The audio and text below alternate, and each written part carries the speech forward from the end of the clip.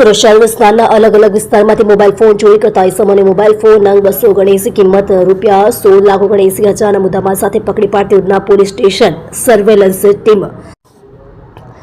ઉપરોક્ત सूचना अनुसंधाने उधना पोलीस स्टेशनના police inspector Shri S N. Desai સાહેબ તથા police inspector Shri J S. Jamre સાહેબ નાઓના માર્ગદર્શન હેઠળ surveillance police sub inspector Shri M K. Ishrani તથા police sub inspector Shri B K. Vaghela નાઓના નેતૃત્વમાં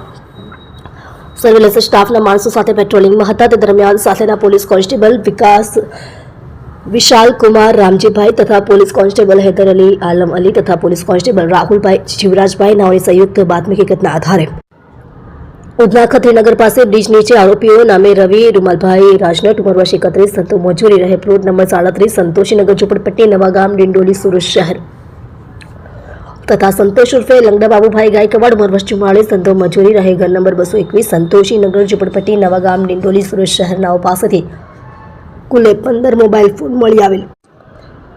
તેમજ ઉપરોક્ત બંને આરોપીની વધુ પૂછપરછ કરતા તેઓ એક અન્ય આરોપીને મોબાઈલ વેચાણ અર્થે આપવા માટે આવેલ જેથી આરોપી નામે ધીરજ રવિન્દ્રભાઈ જોપે ઉંમર વર્ષ 25 ધંધો નોકરી રહે plot number 58 જગદંબાનગર CR Patil road પાસે ડિંડોલી સુરત શહેરનાઓનું ઘરે જઈ તપાસ કરતા કુલ 279 અલગ અલગ